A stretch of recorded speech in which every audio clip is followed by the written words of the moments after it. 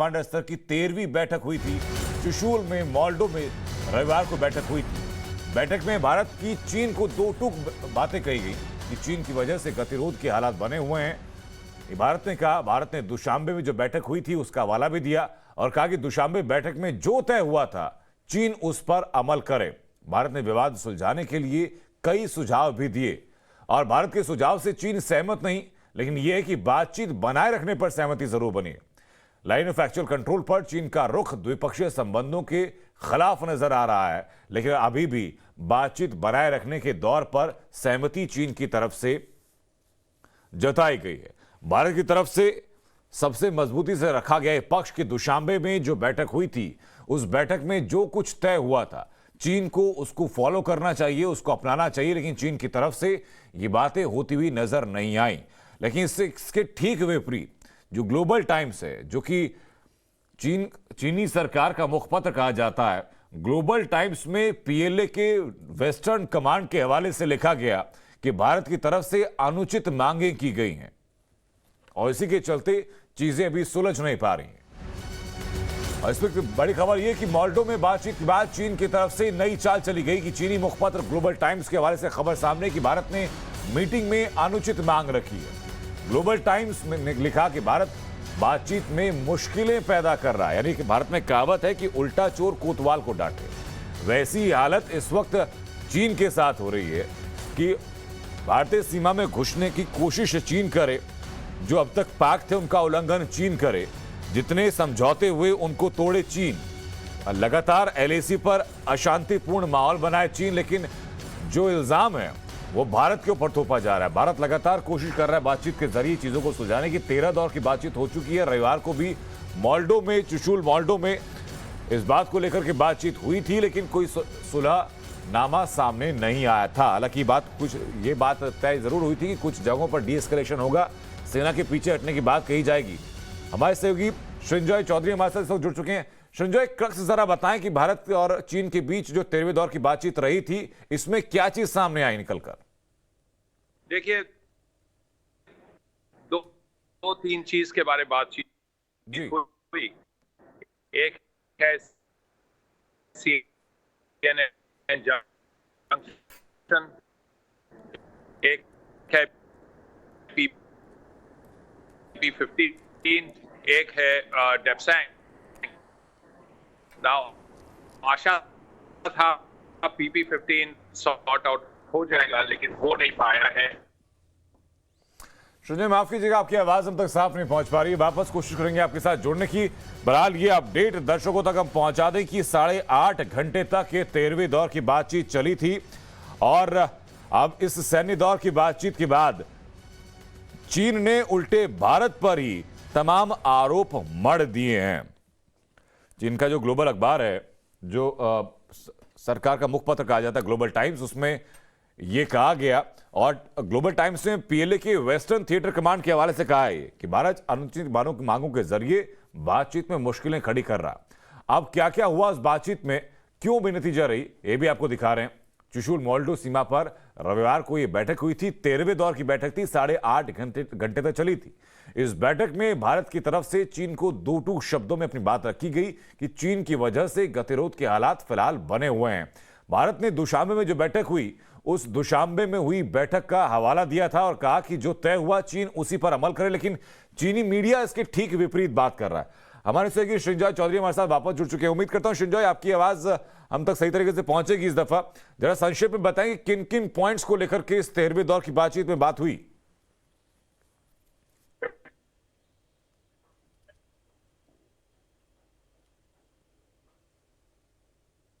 एक तो है PP-15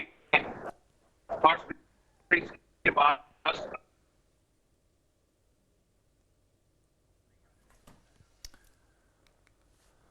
वापस कोशिश करेंगे सृंजॉय चौधरी के साथ जुड़ने की और इस बारे में जानकारी लेने की। दरअसल जिस चीनी सरकारी मीडिया की बात हम लोग कर रहे हैं, उसकी तरफ से एक हवाला दिया गया कि पीएलए के जो वेस्टर्न थिएटर कमांड है उसका हवाला देते हुए एक ट्वीट किया कि चीन और भारत के बीच में जो 13वें दौर की कोर कमांडर स्तर की बातचीत हुई है उसमें भारत अनुचित और अवास्तविक मांगों पर जोर दे रहा है, जिससे बातचीत में मुश्किल हुई। जबकि भारत ने बातचीत के दौरान साफ कर दिया था कि हालात अगर गतिरोध के बने हुए का भारत आज जिस अप्रोच के साथ आगे बढ़ रहा है, जो रिफॉर्म्स कर रहा है, उसका आधार है भारत के सामर्थ्य पर अटूट विश्वास। भारत का सामर्थ्य दुनिया के सभी देश से जरा भी कम नहीं है। इस सामर्थ्य के आगे आने वाली हर रुकावट को दूर करना हमारी सरकार का दायित्व है और इसके लिए सरकार कोई कोर कसर बाकी नहीं छोड़ रही। आज जितनी निर्णायक सरकार भारत में है उतनी पहले कभी नहीं रही। स्पेस सेक्टर और स्पेस टेक को लेकर आज भारत में जो बड़े रिफॉर्म्स हो रहे हैं वो इसी की एक कड़ी है। मैं इंडियन स्पेस एसोसिएशन इस्पा के गठन के लिए आप सभी को एक बार फिर बधाई देता हूं, अपनी शुभकामनाएं देता हूं। साथियों, जब हम स्पेस रिफॉर्म्स की बात करते हैं तो हमारी अप्रोच 4 पिलर्स पर आधारित है। पहला, प्राइवेट सेक्टर को इनोवेशन की आजादी। दूसरा, सरकार की एनेबलर के रूप में भूमिका। तीसरा, भविष्य के लिए युवाओं को तैयार करना। और चौथा, स्पेस सेक्टर को सामान्य मानवीय की प्रगति के संसाधन के रूप में देखना। इन चारों पिलर्स की बुनियाद अपने आप में असाधारण संभावनाओं के द्वार खोलती है।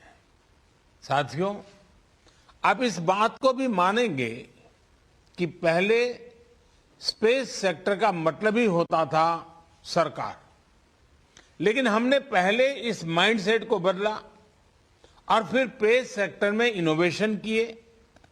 सरकार, स्टार्टअप एक दूसरे से सहयोग और स्पेस का मंत्र दिया।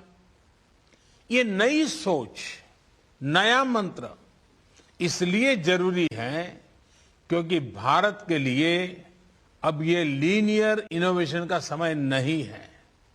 ये समय एक्सपोनेंशियल इनोवेशन का है और ये मुमकिन तब होगा जब सरकार हैंडलर की नहीं, एनेबलर की भूमिका निभाएगी।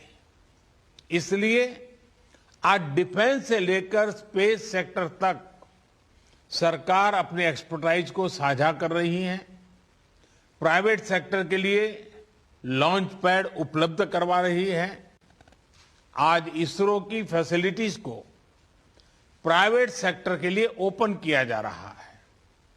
अब यह सुनिश्चित किया जाएगा कि इस क्षेत्र में जो टेक्नोलॉजी मैच्योर हो चुकी है उसे प्राइवेट सेक्टर को भी ट्रांसफर किया जाए। हमारे जो यंग इनोवेटर्स हैं उन्हें इक्विपमेंट खरीदने के लिए समय और ऊर्जा न खर्च करने पड़े, इसलिए सरकार स्पेस एसेट और सर्विसेज के लिए एग्रीगेटर की भूमिका भी निभाएगी। साथियों, प्राइवेट सेक्टर के पार्टिसिपेशन को फैसिलिटेट करने के लिए देश ने इन स्पेस की स्थापना भी की है।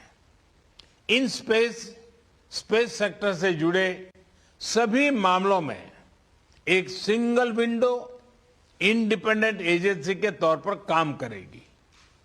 इससे प्राइवेट सेक्टर के प्लेयर्स को, उसके प्रोजेक्ट्स को और गति मिलेगी। साथियों, हमारा स्पेस सेक्टर 130 करोड़ देशवासियों की प्रगति का एक बड़ा माध्यम है। हमारे लिए स्पेस सेक्टर यानी सामान्य मानवीय के लिए बेहतर मैपिंग, इमेजिंग और कनेक्टिविटी की सुविधा। हमारे लिए स्पेस सेक्टर यानी एंटरप्रेन्योर्स के लिए शिपमेंट से लेकर डिलीवरी तक बेहतर स्पीड। स्पेस सेक्टर यानी किसानों और मछुआरों के लिए बेहतर फोरकास्ट, बेहतर सुरक्षा और आमदनी। हमारे लिए स्पेस सेक्टर का मतलब इकोलॉजी की, पर्यावरण की बेहतर निगरानी, प्राकृतिक आपदाओं की सटीक भविष्यवाणी, हजारों लाखों लोगों के जीवन की रक्षा। देश के यही लक्ष्य अब इंडियन स्पेस एसोसिएशन के भी साझा लक्ष्य बन गए हैं। साथियों, आज देश एक साथ इतने व्यापक रिफॉर्म्स देख रहा है क्योंकि आज देश का विजन स्पष्ट है। ये विजन है आत्मनिर्भर भारत का। आत्मनिर्भर अभियान सिर्फ एक विजन नहीं है, बल्कि एक well thought, well plan, integrated economic strategy भी है। एक ऐसी स्ट्रेटेजी जो भारत के उद्यमियों, भारत के युवाओं के स्किल की क्षमताओं को बढ़ाकर भारत को ग्लोबल मैन्युफैक्चरिंग पावर हाउस बनाए। एक ऐसी स्ट्रेटेजी जो भारत के टेक्नोलॉजिकल एक्सपर्टीज को आधार बनाकर भारत को इनोवेशंस का ग्लोबल सेंटर बनाए। एक ऐसी स्ट्रेटेजी जो ग्लोबल डेवलपमेंट में बड़ी भूमिका निभाए, भारत के ह्यूमन रिसोर्सेज और टैलेंट की प्रतिष्ठा विश्व स्तर पर बढ़ाए। और इसलिए भारत आज अपने यहां जो रेगुलेटरी एनवायरनमेंट बना रहा है, उसमें इस बात का बहुत ध्यान रख रहा है कि देश हित और स्टेक होल्डर के हित दोनों को प्राथमिकता दी जाए। आत्मनिर्भर भारत अभियान के तहत भारत ने डिफेंस, कोल और माइनिंग जैसे सेक्टर पहले ही खोल दिए हैं। पब्लिक सेक्टर एंटरप्राइज को लेकर सरकार एक स्पष्ट नीति के साथ आगे बढ़ रही है और जहां सरकार की आवश्यकता नहीं है, ऐसे ज्यादातर सेक्टर्स को प्राइवेट एंटरप्राइज के लिए ओपन कर रही है। अभी एयर इंडिया से जुड़ा जो फैसला लिया गया है, वो हमारी प्रतिबद्धता और गंभीरता को दिखाता है। साथियों, बीते वर्षों में हमारा फोकस नई टेक्नोलॉजी से जुड़ी रिसर्च एंड डेवलपमेंट के साथ ही उसको सामान्य जन तक पहुंचाने पर भी रहा है। पिछले 7 साल में तो स्पेस टेक्नोलॉजी को हमने last mile delivery, leakage free और ट्रांसपेरेंट गवर्नेंस का अहम टूल बनाया है। गरीबों के घरों, सड़कों और दूसरे इंफ्रास्ट्रक्चर प्रोजेक्ट्स में जियो टैगिंग का उपयोग हो, सैटेलाइट इमेजरी से विकास कार्यों की मॉनिटरिंग हो, फसल बीमा योजना के तहत तेजी से क्लेम सेटल करना हो, नाविक सिस्टम से करोड़ों मछुआरों की मदद हो, डिजास्टर मैनेजमेंट से जुड़ी प्लानिंग हो। हर स्तर पर स्पेस टेक्नोलॉजी गवर्नेंस के प्रोएक्टिव और ट्रांसपेरेंट बनाने में मदद कर रही है। साथियों, टेक्नोलॉजी जब सबकी पहुंच में होती है, तब कैसे परिवर्तन हो सकते हैं, इसका एक और उदाहरण डिजिटल टेक्नोलॉजी है। आज अगर भारत दुनिया की टॉप की डिजिटल इकोनॉमी में से एक है, तो इसके पीछे एक बड़ा कारण यह है कि हमने डेटा की ताकत को गरीब से गरीब को भी सुलभ बनाया है।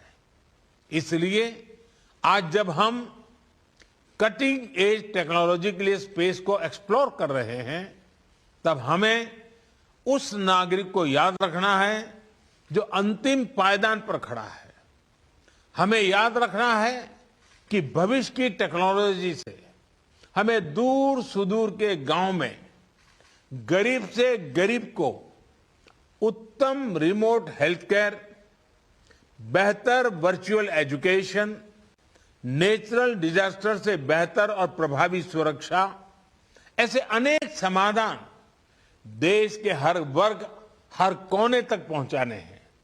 और हम सब जानते हैं कि इसमें स्पेस टेक्नोलॉजी का बहुत योगदान हो सकता है।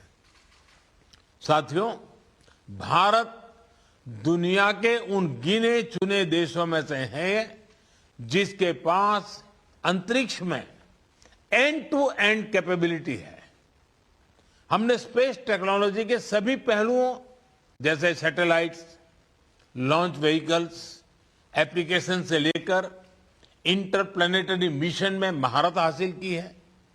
हमने एफिशिएंसी को अपने ब्रांड का अहम हिस्सा बनाया है। आज जब इंफॉर्मेशन एज से हम स्पेस एज की तरफ बढ़ रहे हैं, तब इस एफिशिएंसी की ब्रांड वैल्यू को हमें और सशक्त करना है। स्पेस एक्सप्लोरेशन की प्रोसेस हो या फिर स्पेस टेक्नोलॉजी की एप्लीकेशन, एफिशिएंसी और अफोर्डेबिलिटी को हमें निरंतर प्रमोट करना है। अपनी ताकत से जब हम आगे बढ़ेंगे तो ग्लोबल स्पेस सेक्टर में हमारी हिस्सेदारी का बढ़ना तय है। अब हमें स्पेस कंपोनेंट्स के सप्लायर से आगे बढ़कर end to end space system की सप्लाई चेन का हिस्सा बनना है।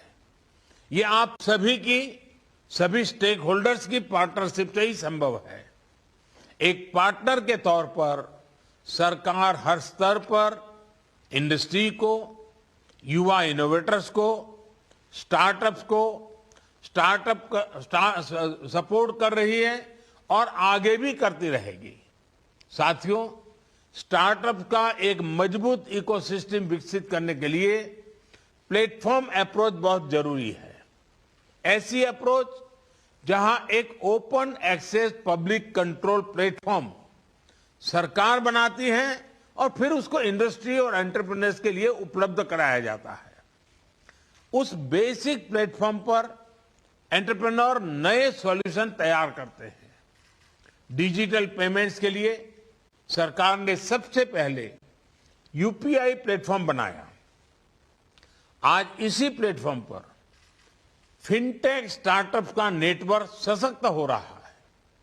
स्पेस सेक्टर में भी ऐसे ही प्लेटफॉर्म अप्रोच को प्रोत्साहित किया जा रहा है। इसरो की फैसिलिटीज तक एक्सेस हो, इन स्पेस हो, न्यू स्पेस इंडिया लिमिटेड हो, ऐसे हर प्लेटफॉर्म से स्टार्टअप्स और प्राइवेट सेक्टर को बड़ा सपोर्ट मिल रहा है। जियो स्पेशल मैपिंग सेक्टर से जुड़े नियम कायदों को भी सरल किया गया है ताकि स्टार्टअप्स और प्राइवेट एंटरप्राइज नई संभावनाएं तलाश कर सके। ड्रोन्स को लेकर भी ऐसे ही प्लेटफॉर्म विकसित किए जा रहे हैं ताकि अलग अलग सेक्टर में ड्रोन टेक्नोलॉजी का उपयोग हो सके। साथियों, आज 11 अक्टूबर को international day of the girl child भी होता है। हम में से कौन भूल सकता है भारत के मार्स मिशन की वो तस्वीरें, जब भारत की महिला वैज्ञानिक इस मिशन की सफलता का जश्न मना रही थी। मुझे विश्वास है स्पेस सेक्टर में हो रहे रिफॉर्म इस क्षेत्र में विमेन पार्टिसिपेशन को और ज्यादा बढ़ाएंगे। साथियों, आज यहां आप सभी साथियों के ने अन्य बातों को लेकर भी अपने सुझाव दिए हैं। आपके इनपुट्स और सजेशंस ऐसे समय में आए हैं जब स्पेस कॉम पॉलिसी और रिमोट सेंसिंग पॉलिसी को फाइनलाइज करने का काम आखिरी चरण में है।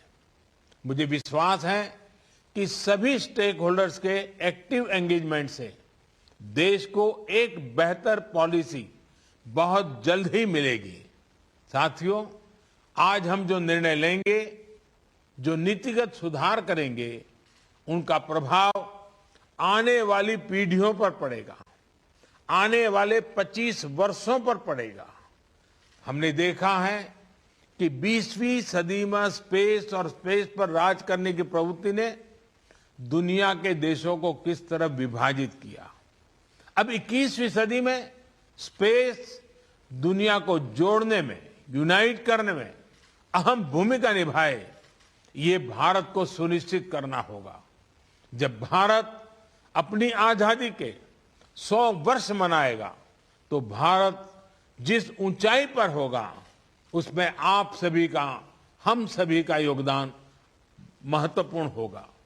इस एहसास, इस दायित्व बोध, सेंस ऑफ रिस्पॉन्सिबिलिटी के साथ ही हमें आगे बढ़ना है। सबके प्रयास से ही जनहित और राष्ट्रहित में कटिंग एज टेक्नोलॉजी के लिए अंतरिक्ष की असीम संभावनाओं को हम नए आकाश तक लेकर जाएंगे। इसी विश्वास के साथ आपको बहुत बहुत शुभकामनाएं। धन्यवाद।